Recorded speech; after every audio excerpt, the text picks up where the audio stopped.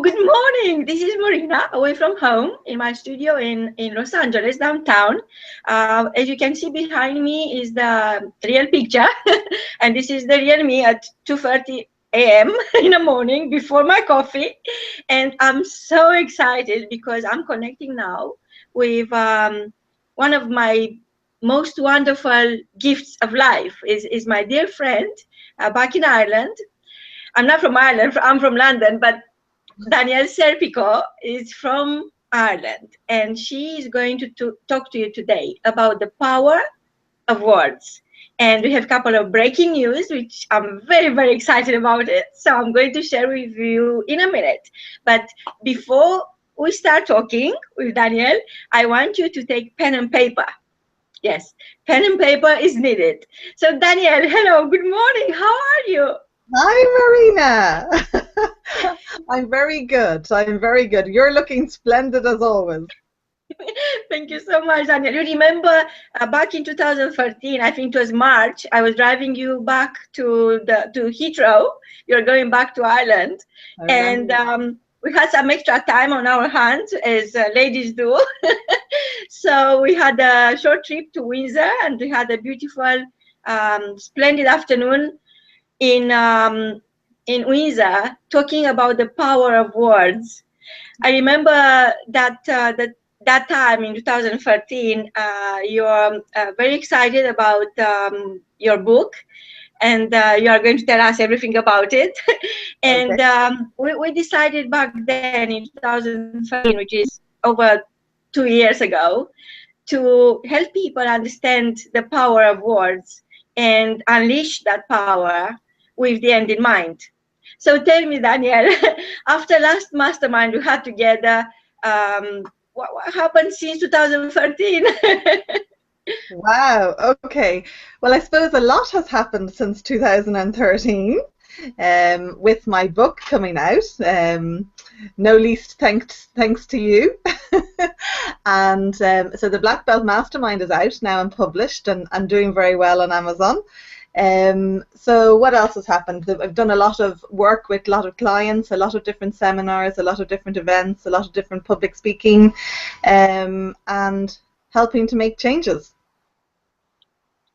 So Danielle, what are the changes every one of us could make in our daily life just by using the right words, but just by understanding the power of words, because words got power? What's happening when you wake up in the morning and you use great words as if you use new clothes? What's happening in your mind?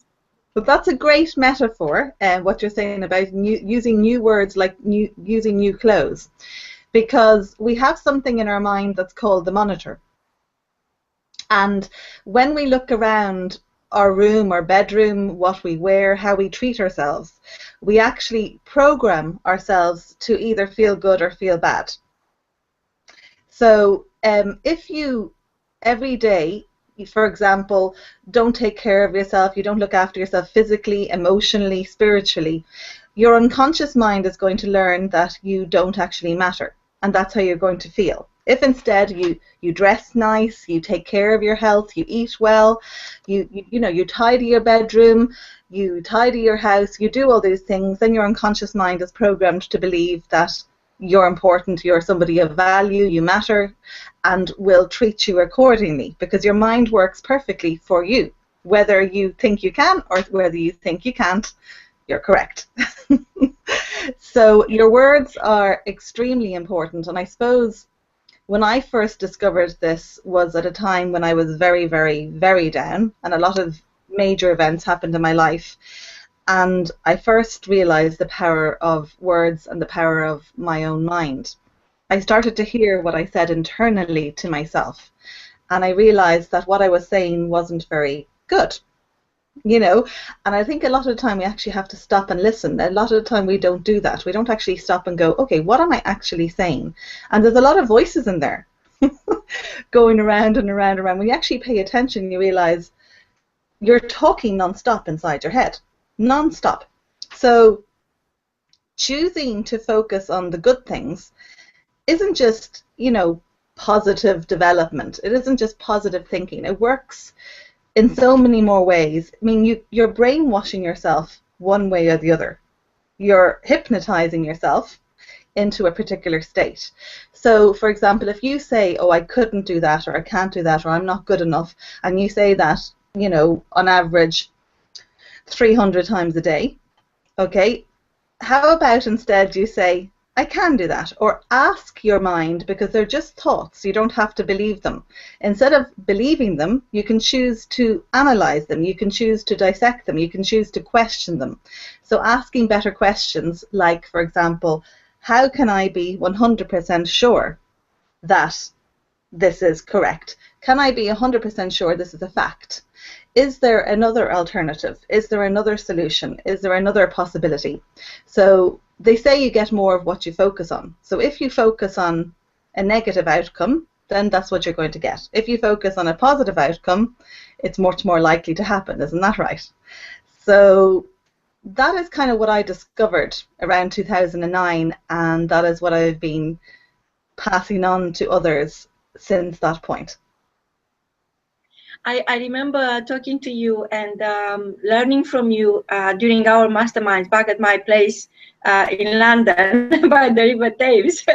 And I remember us talking about words like if, but, which have to be banished forever from our vocabulary. And I was wondering if you could expand on the power of if when you replace that with when, for instance.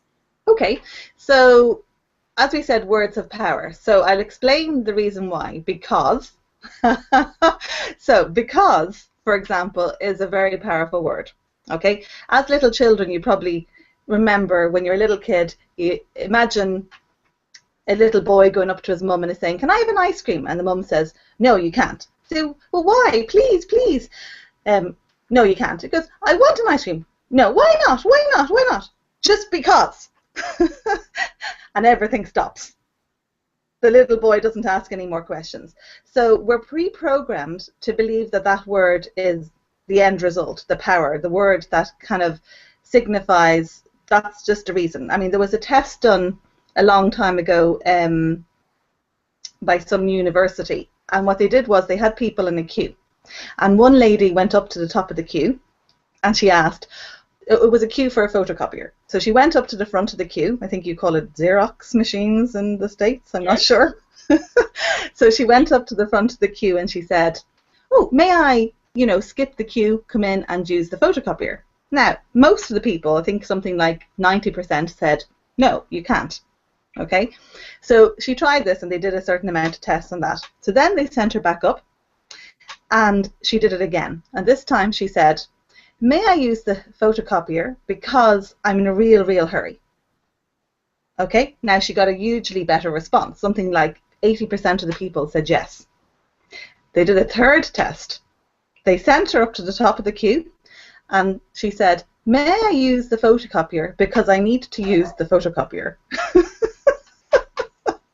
She got an even higher result than when she gave a proper reason.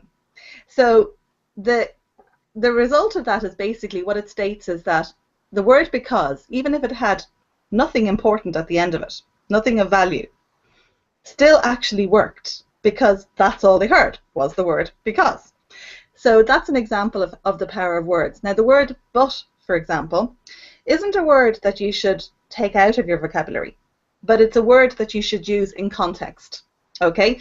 So remember that the word but, as in not your backside,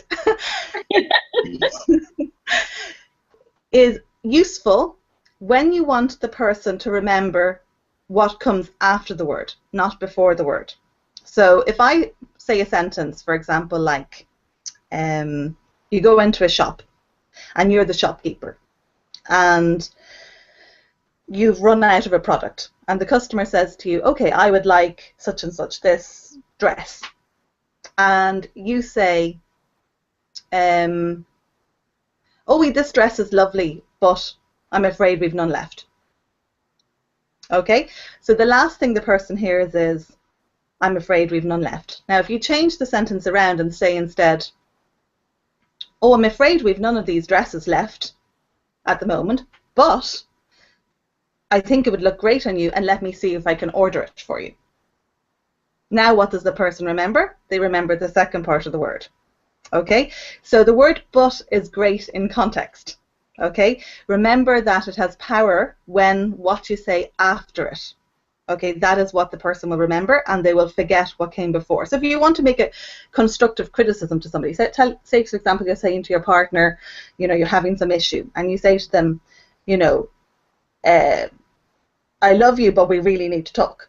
It just sounds slightly different if you say, we really need to talk, but just remember always that I love you. It has a slightly different feeling, doesn't it? So that is the power of words. 2 examples, for example, of when words really matter. So beautiful. So out of the 60,000 thoughts we have running all around in our minds in 24 hours, great words, the words is like oxygen thinking. Is that correct? Oh, absolutely. And actually a really important word to pretty much cancel out of your vocabulary is the word try. Because try implies failure to your unconscious mind. Your unconscious mind doesn't know the difference, okay? So it doesn't really understand, will take you literally.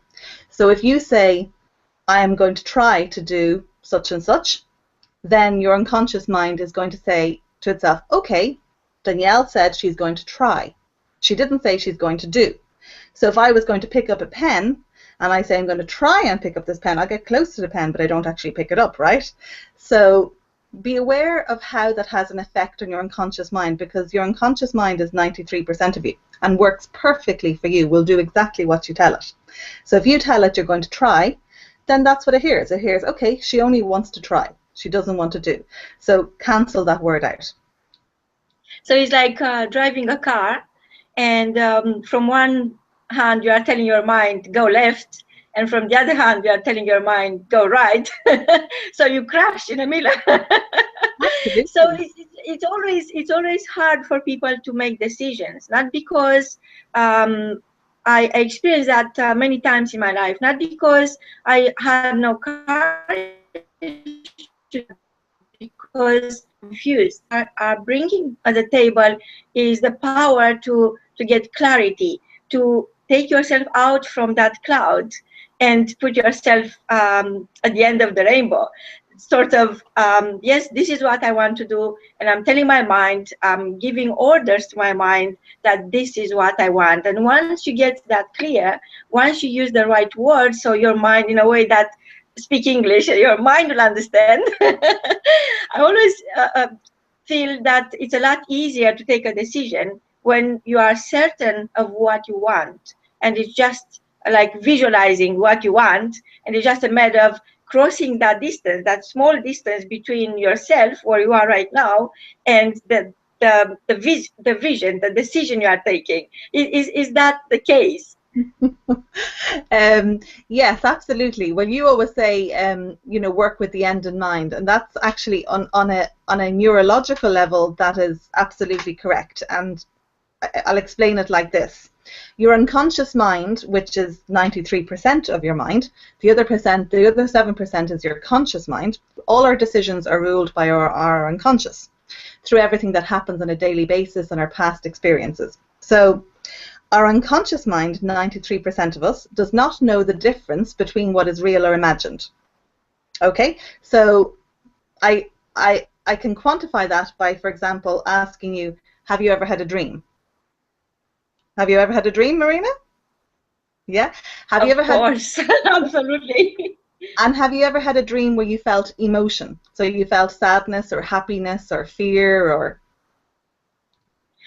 Yes, I had. I learned over the years to choose what I want. Wow. And to choose the outcome that it's great and is a win-win for everybody. I used to have fear, to feel the fear, and it was like a poisonous gas going everywhere once you let that in. But I learned to create a selective system for my dreams.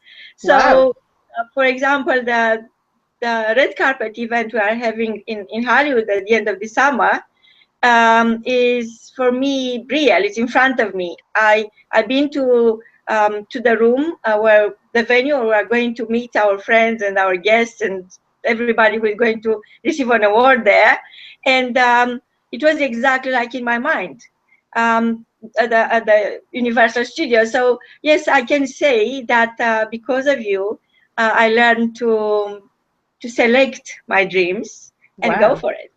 Thank you, Danielle. That is incredible. Okay, so the example that I was giving was when you have a dream, we always feel emotion. You know, we wake up, might have been frightened after waking up, we might have felt happy. You know, you wake up, you go, oh my God, that was just a dream. Oh, thank God that was just a dream. Oh no, that I'm so upset that was just a dream. I want to go back into it. So you felt emotion, right? So you felt emotion because your unconscious mind did not know it was a dream. Okay? So do you understand? Your unconscious mind thought it was real. So your unconscious mind does not know the difference between what's real or imagined. So here's how it works. So you talk about working with the end in mind. That's perfectly correct. So if you want to make a decision, if you want to do something, if you want to motivate yourself in anything in life, this is how it's done.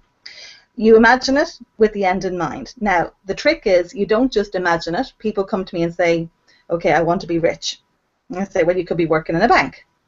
So, you know, they say, oh, I visualize myself counting money. So you could be working in a bank. So how do you actually really make this work for you on a mind basis, on a neurological basis? What you do is you imagine it with emotion. So you have to imagine yourself being there, doing it, seeing it, feeling it with every ounce in your body. You know, you want to imagine it so that your hair stands on end, so that you get goose pimples, so that you feel that rush of excitement like you're actually there in the moment, in the present moment. So say, for example, you want to, you know, how your dream is to have this big, huge event. You want to be a successful writer. You want to be a successful, whatever it is. Imagine yourself doing it. So, for example, I have certain visualizations that I do where I imagine myself doing certain things, and you imagine them with such emotion that you nearly want to jump up and scream yes. Okay? Now, when you've done that, you have actually tricked your unconscious mind into believing that it's happened already. Okay? Now, the key to it is this. When your unconscious mind believes that it's happened already, one, it's easier to do it again, right? Like anything you've done before. It's easy. Okay?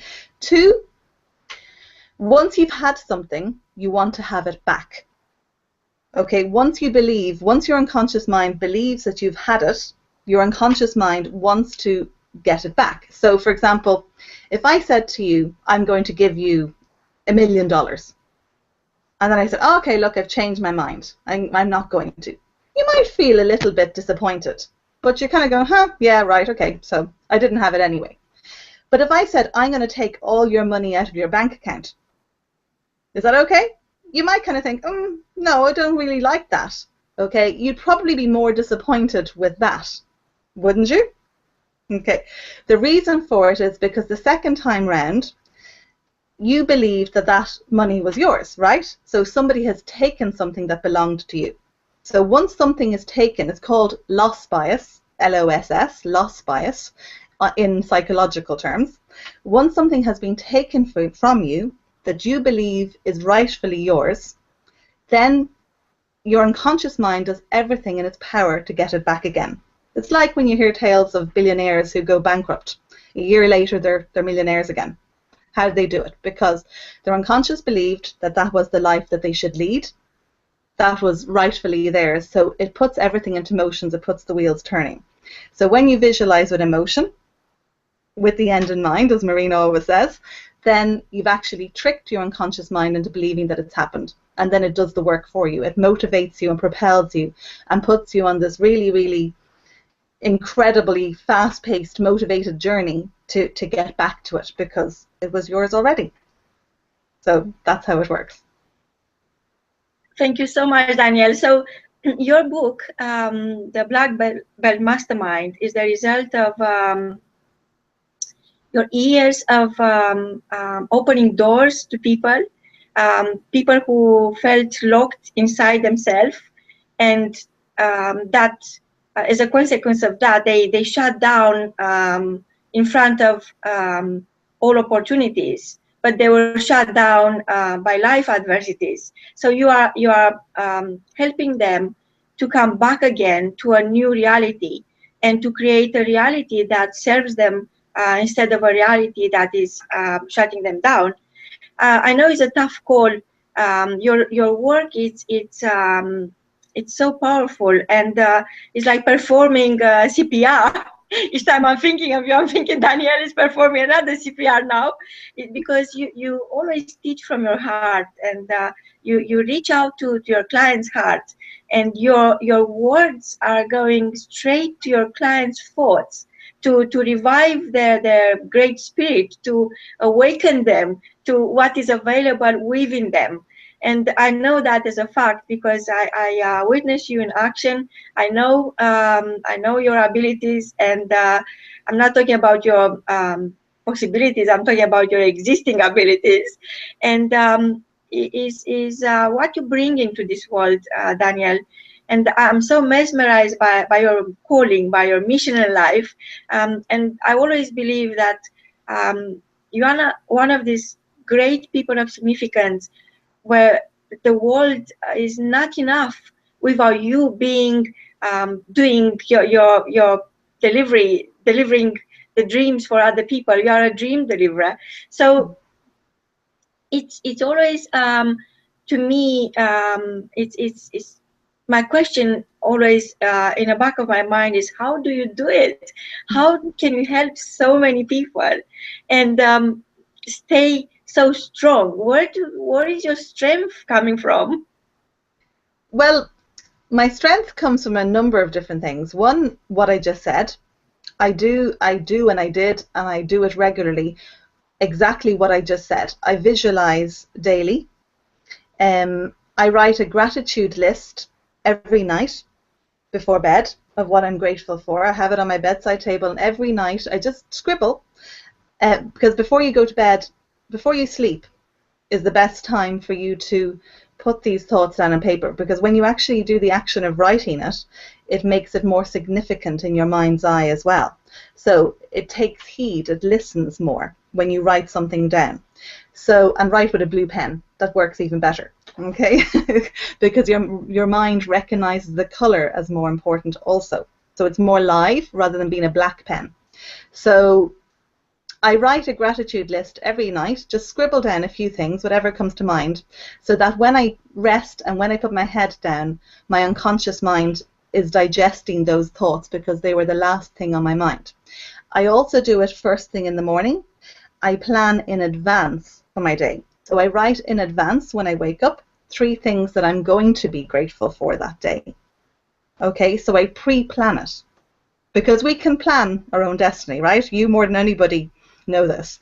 So I write down in advance just little things. I'm going to be grateful for having a wonderful lunch. I'm going to be grateful for being able to go for a walk with my dog. I'm going to be grateful for having love in my life. So I write those things down every morning so that I plan in advance, and you take notice of it, because some of these phrases that you hear bantered around, we don't stop and really listen to them and take them seriously and actually figure out how will that work for me. So one of the most powerful phrases I keep saying is, you get more of what you focus on. And I know you completely concur with this. So if you keep actually looking at that sentence and realize that you get more of what you focus on, whatever you direct your focus on, you're going to get more of. If you want to concentrate on the problems, you're going to get more problems. If you focus on the solutions, right, you're going to get more solutions. So I guess daily I am grateful, I visualize, I am aware and take heed of my voice inside my head, and I will question any negative thoughts that come up. I will question them and challenge them. And I am happy and grateful that I'm surrounded by a lot of people that love me, and I have people such as yourself that I love dearly that inspire me daily. So that's what keeps me strong. So Danielle, you are the statue of confidence. It's bigger than the Statue of Liberty. so I know you always put a smile on my face just thinking of you, and I wonder if you have another few minutes to tell us about what the smile does to your mind. What is the power of the smile over when you dehypnotize yourself from the trance of struggle or sadness, whatever the trance, because we are always in a trance, and how the smile could dehypnotize you from that trance and put you in a total different trance, which is going to work towards your goal and towards your feeling better. Okay. What is the power of the smile? It's hugely powerful. I mean, your physiology in general is incredibly powerful. I mean, when I was down and depressed after, I had a lot of things happen in my life about 7 years ago, I was down in a slump. Now, if you watch anybody who's depressed, they're going to sit shoulders down, head down, with a big frown on their face, right? Looking down, most likely, because you can tell everything from where the eyes go. Okay, if you're looking down, I know what you're thinking. I know what kind of thing that you're thinking about. So it's very simple. I do this all the time with people, and I actually say to them, okay, just have a go and see. So I want you now to think about something that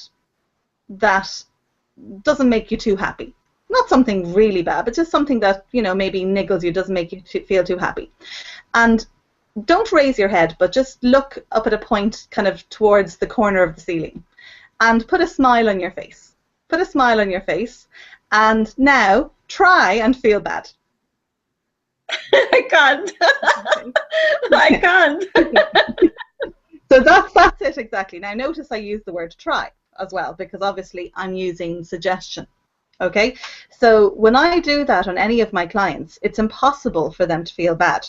Absolutely impossible. Try it at home. It's absolutely impossible for you while you're looking up and smiling to feel bad, because you're doing a couple of different things. You're telling your psychology, okay, your body, if you put your smile in a certain position, that's telling the muscles, which is telling the nerves, which is going up to your brain and telling your brain, okay, Marina's smiling. So Marina's smiling, that must mean that she's feeling happy, okay?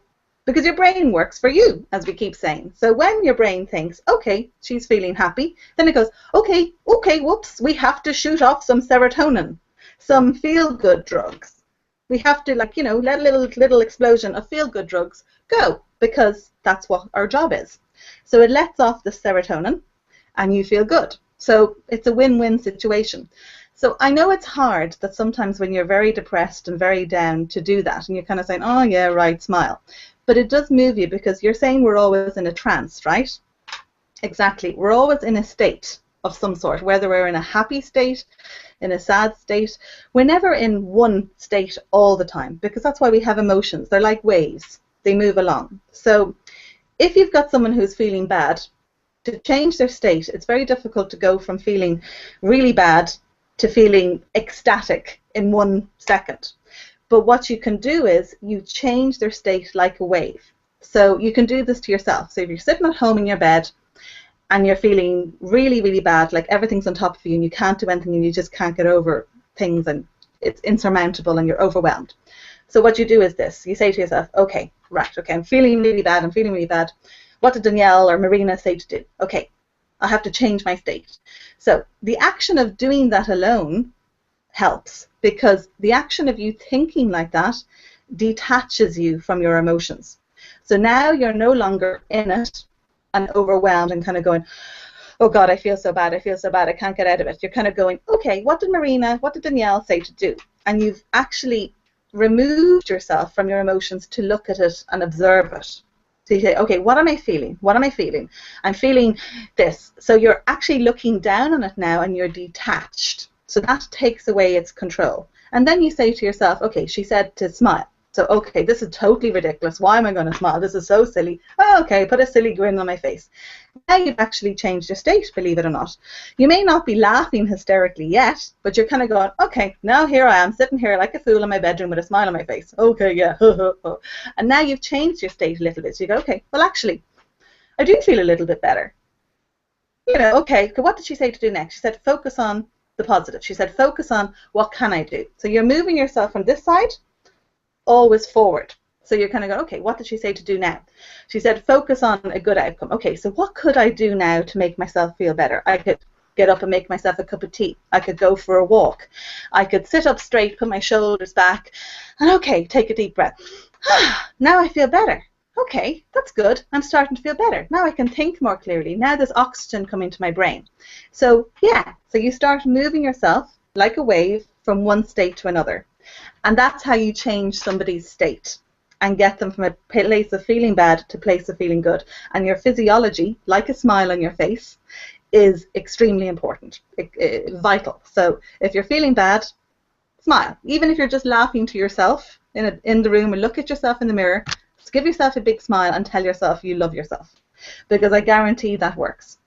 Okay, positive affirmations, look at yourself in the mirror and say it with feeling. Say, yes, okay, I care about myself. I matter. I'm important. I'm special. I'm valuable. Okay, and I love myself. It's not vanity. Okay, that is actually the unselfish act. Like taking the oxygen mask from the airplane, look after yourself first and then you can help others. So love yourself and you have more love to give out. So, and smile every day. Just like Marina. Wow.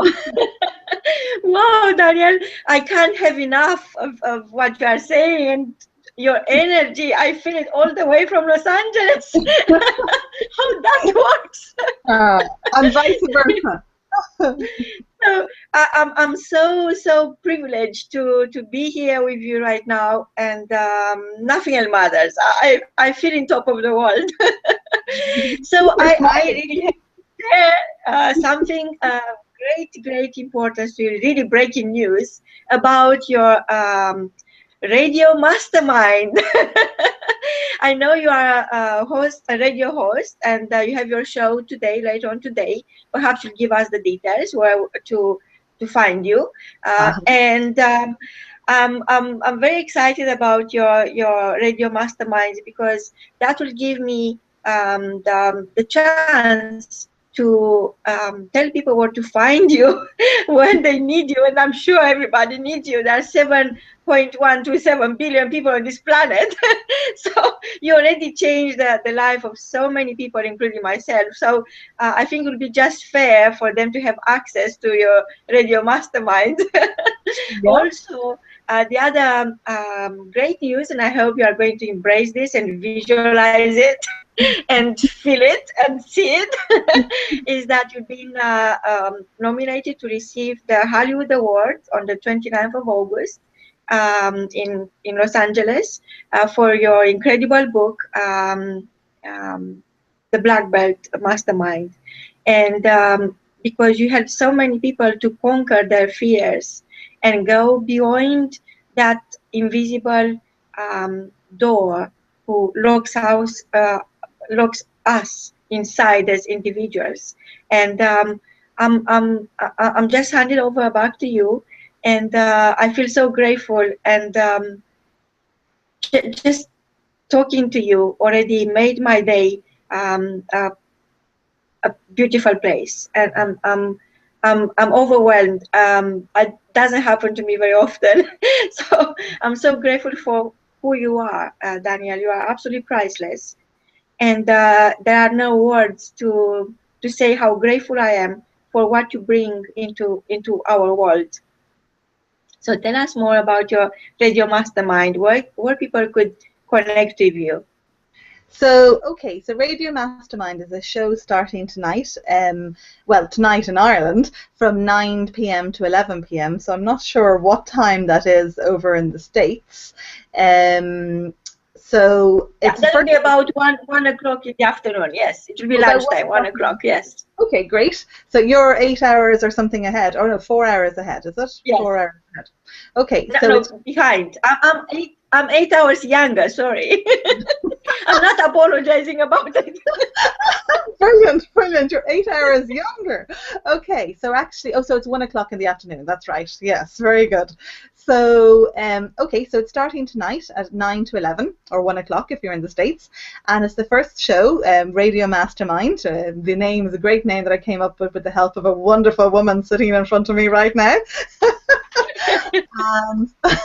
So it's going to be obviously based on kind of a lot of the stuff which I talk about, like the mindset. It's on the link for it, if you want to listen in, is www.charityradio.ie. So charityradio.ie, Ireland. So you can tune in. If you're on Twitter, we have a hashtag that you can follow, which is hashtag Mindful Mondays with 2 capital M's, Mindful Monday, just singular, and you can tweet me if you like. I have my Twitter is Danielle Serpico, and I will answer any questions that you have, even on air. So if you have any queries regarding motivation or confidence or any issues that you have, a mindset, please get in touch. And I will be kind of giving little tidbits of information throughout the show, which is also interspersed with, you know, nice, good, fun music. And on each episode, each show, I will have a guest to tell their inspiring story as well, of how maybe they overcame adversity, or the tricks and the tips that they use to help get a better mindset, to feel better, to motivate themselves and to reach success. So that is kind of what the show is about. Thank you so much, Danielle. It's a privilege being with you, and I can't wait to give you a big hug on the red carpet. And I have to say this, in my heart, there are no questions, because you gave my mind all the answers. Thank you, Danielle. Thank you. Thank you, Marina.